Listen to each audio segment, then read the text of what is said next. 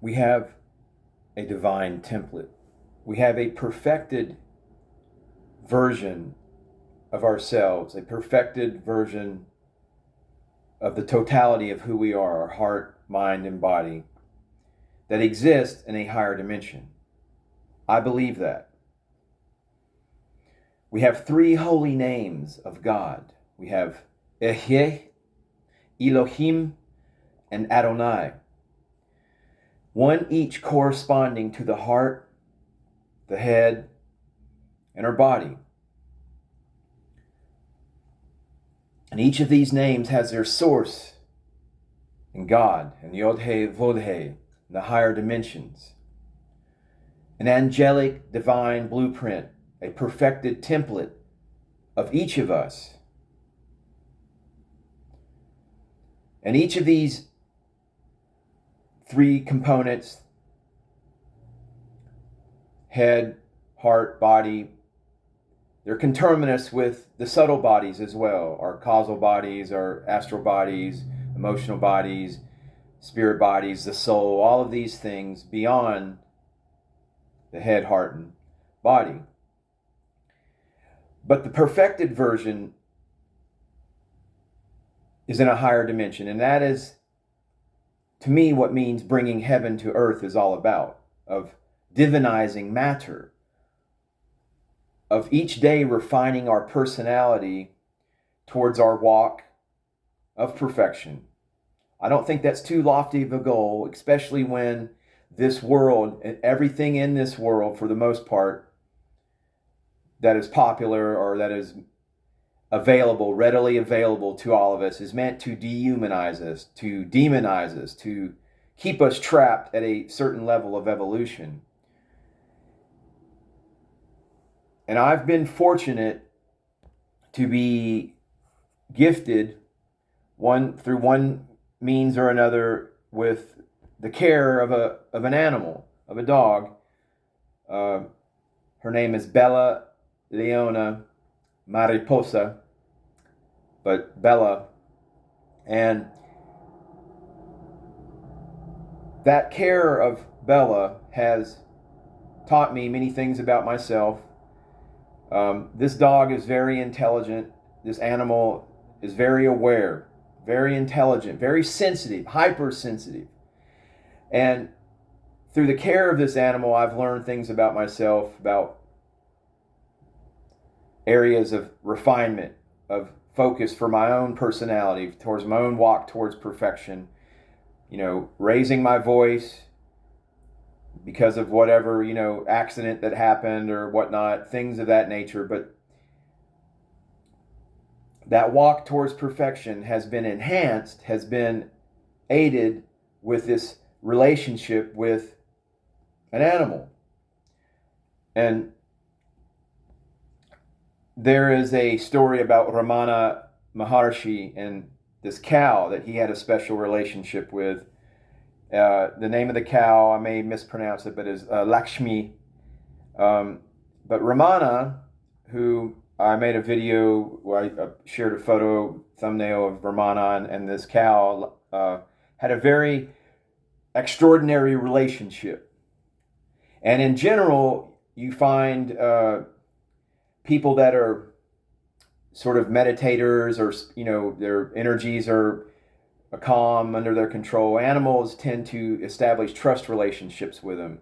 And for myself, looking back through my entire life, I've had people point out to me, like, I go into a house and they have a cat, and the cat comes right up to me. In fact, it just, gets right on me, and the people are amazed. They're like, that cat hates people, and hates men in particular, and we've never seen that cat do that. So I've always kind of had this sort of calm energy, demeanor with animals. But that being said, and even though I have gone through a massive transformation with my chakra activations, with the Kundalini activation to include the third eye, crown chakra, and an incredible experience, that is not the end of the story for a person on this path of perfection and refinement. In fact, really what that did for me was take me and save me from a a path of life that was leading directly to my ruin and damnation, and literally that cured me of all kinds of things, that activation of that holy life force energy within me. And so if anything, it reset me on the path towards clean living, let's just put it that way. But still, even with that powerful activation and rejuvenation and reconnection to source and all of what that entails, the work still must be done. The inner work still must be done. And the refinement continues every day. And like I mentioned, my relationship with this the dog I've been entrusted to care for. But Ramana, this great yogi, had a special, extraordinary relationship. And most people, you see that connection when you have your kundalini and the life force energy flows within you. Animals, you have this immediate sort of magnetism with the animal kingdom and, nature in general. But Ramana, though, this cow and this story is very special, I believe. This sacred cow. And of course, we know that in India, cows are esteemed and venerated in general, and that, has a lot of to do with their, what they produce, their milk and stuff, but it's also with their gentle natures and stuff. But this particular cow and had a very special relationship. This particular animal was a lot more than just a sweet disposition, a normal cow. There was something that comes from all the reports and all the the different people from Osho to all these British sort of yogis, and all these people came to this ashram where Ramana had his satsangs, and this cow was always present every morning when they would come and sit in silent communion. This cow, Lakshmi, would come and put her head through the window and participate in the satsang. And but the cow, Lakshmi, though this special relationship is, I think, illustrative of when we're living from the heart, and when we get out of the heart, the lesson for myself is that we tend to start dissecting reality, with our ego and our, and then we get out of control and things of that nature. And we lose that special magic. Speaking for myself, I've lost that special magic connection with the animal Bella, when I get a little angry or something, and then, I'm kind of like just not being totally 100% aware or, present, really. Heart present within my heart. And so I believe that this story of Ramana and his special relationship with the cow is, very endearing and very illustrative. And I mean, we could read books and books and books on, yoga and all this technique and, and all that. But the simple lesson of just this heart energy and heartfelt connection is very powerful. And there's a story that one day the sacred cow came to the hall for satsang when, and that in and of itself is a very interesting practice in this ashram.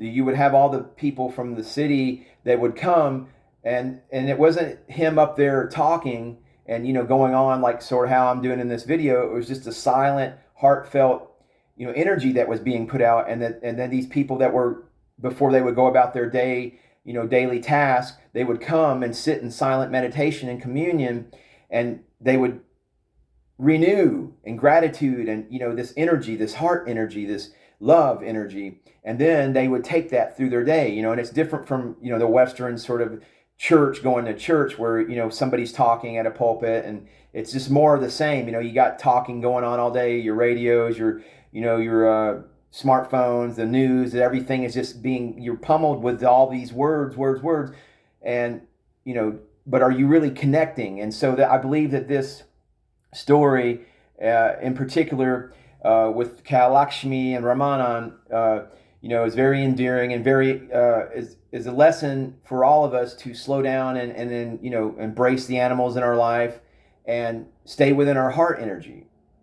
So anyway, I hope this message finds someone, resonance with someone today, and can take something from it. It maybe wasn't the best prepared message, but I just wanted to kind of point out again and point a finger at this relationship that Ramana had with his cow.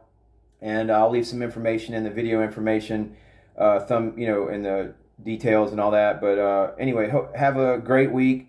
And I believe that we can get through anything as long as we realize that, that we're all divine, and that we have all these component parts to ourselves that we must, I believe, continually refine. And if we focus on that rather than who's running for president or any of the drama of the words that are being constantly, we're being constantly pummeled with, and just slow down and take control and command of our own realities, whether it's through gardening, plants are alive. Plants, they've determined that, they can sense when a person with a certain aura walks into a room, and if they've had plants, hooked up to, like lie detector kind of machines and EMG machines, and the plants register, they know. So everything's sentient, everything's alive.